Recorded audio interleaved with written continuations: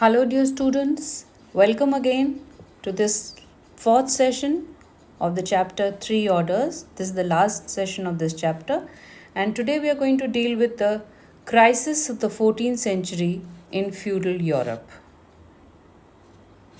By the early 14th century, Europe's economic expansion slowed down, and the reason for this were three very important factors. First was the change in climate.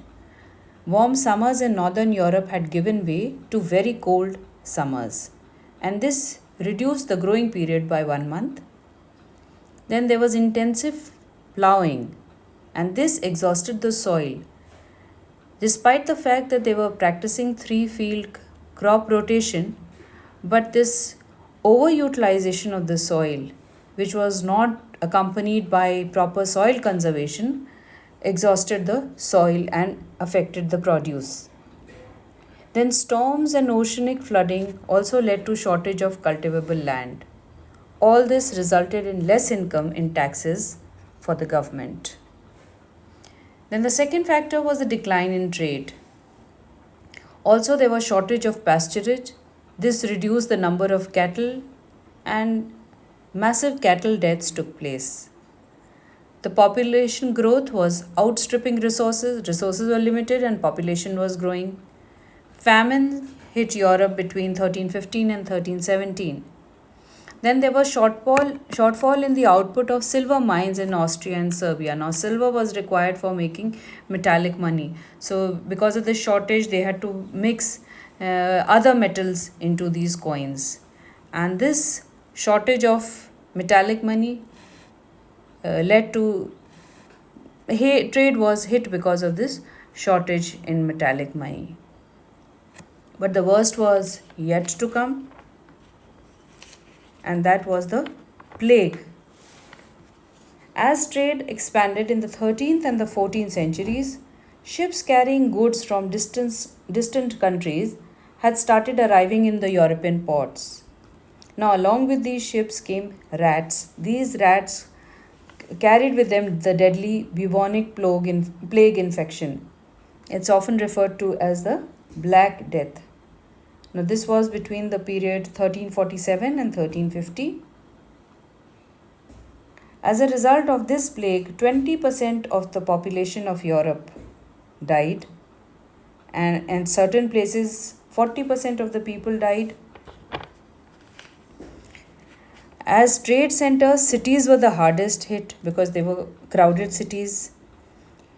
In enclosed communities like monasteries and convents, when one individual contracted the plague, it was spread to everybody, and one after the other people died. None survived. This plague took its worst toll among the infants, the young, and the elderly.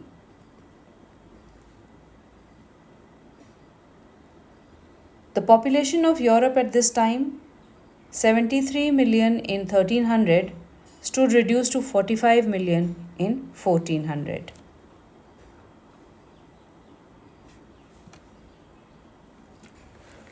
Now, at this time, the prices of agricultural goods dropped and there were fewer people to buy. There was social unrest also that took place. Peasant revolt against feudalism. The income of the lords was badly hit. It declined as the agricultural prices came down and the wages of laborers increased. And as a desperate move, the nobles tried to give up the money contracts they had entered into, and they revived their labor services.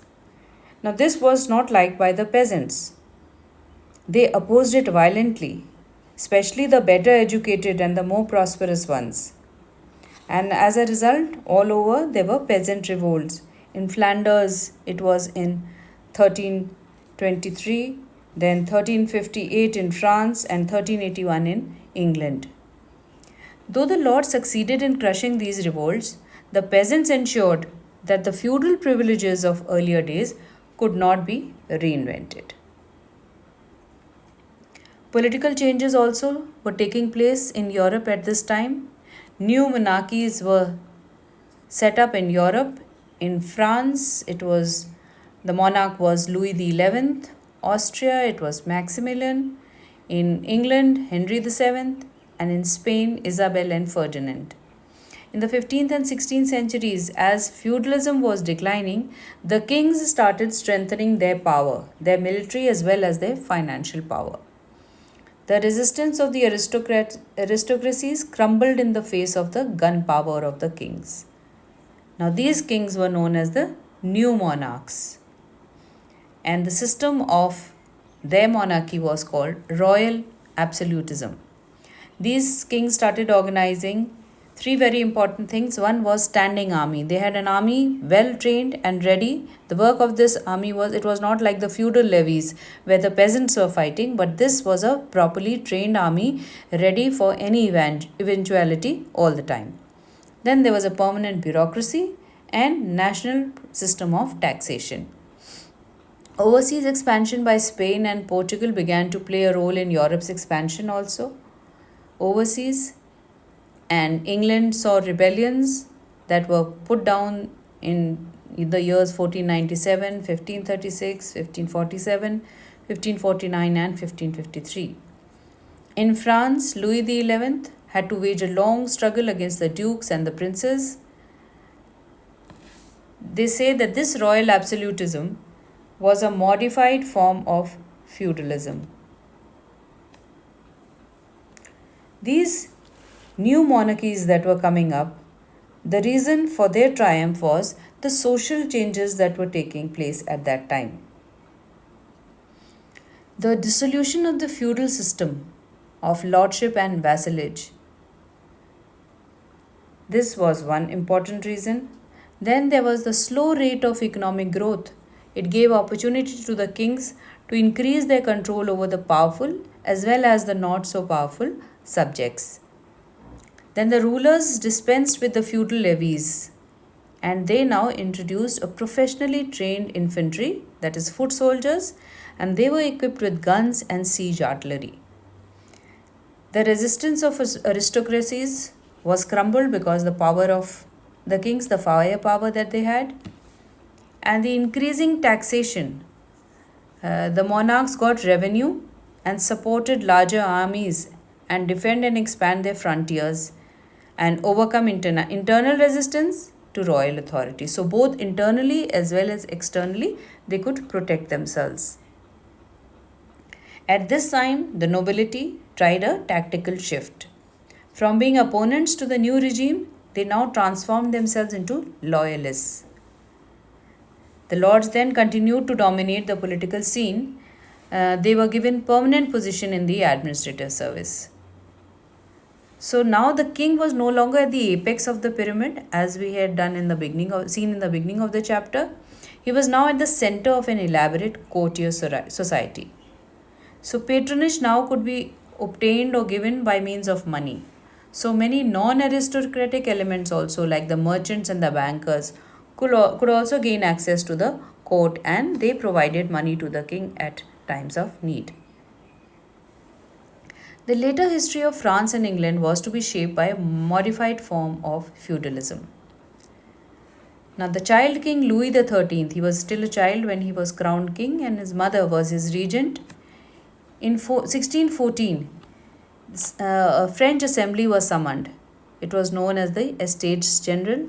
Three houses represented the three estates, the clergy, the nobility, and the rest. Now, this itself was summoned after a long time, and after that also, after 160 years then, during the French Revolution, the Estates General was summoned. The king, the reason for this was that the kings did not want to share the power with the other three orders, and they wanted to reign supreme. In England, the Anglo-Saxons had a great council, which the king had to consult before imposing any tax. Now, this was a good system, that when the king has to impose a tax, he has to take opinion of his council or his courtiers. This developed in what we call the parliament. This parliament consisted of two houses, the House of Lords, that is the members of which were the lords and the clergy, and the House of Commons, that represented the towns and the rural areas.